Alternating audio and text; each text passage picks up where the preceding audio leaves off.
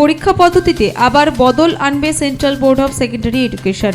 আগামী 2026 সাল থেকেই বদলে যাবে দশম শ্রেণীর পরীক্ষার পদ্ধতি। এবার থেকে বছরে একবার নয়, দুবার পরীক্ষা হবে দশম শ্রেণীতে। 2026-27 শিক্ষাবর্ষ থেকে সিবিএসইর অধীনে থাকা 260টি বিদেশি স্কুলে এই পাঠ্যক্রম মানা হবে বলে জানা গিয়েছে।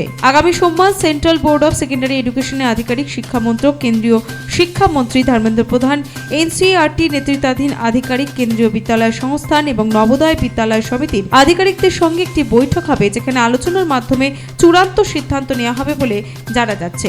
Central board of secondary education সম্প্রতি বছরে একাধিক বোর্ড পরীক্ষা নেওয়ার কথা জানিয়েছে এবং এর মাধ্যমে পড়ুয়াদের যাতে বেশি নম্বর তোলার সুযোগ পায় সে বিষয়ে আলোচনা হয়েছে। জাতীয় শিক্ষানীতি 2020 অনুসারে এই বদল আনা হচ্ছে বলে জানা গিয়েছে। শিক্ষাক্ষেত্রে স্বাধীনতা এবং ছাত্রমুখী নীতির কারণেই এই বদল আনা হচ্ছে বলে দাবি করা হয়েছে সিবিএসইর তরফ থেকে। Bureau report, Nobel Bangla.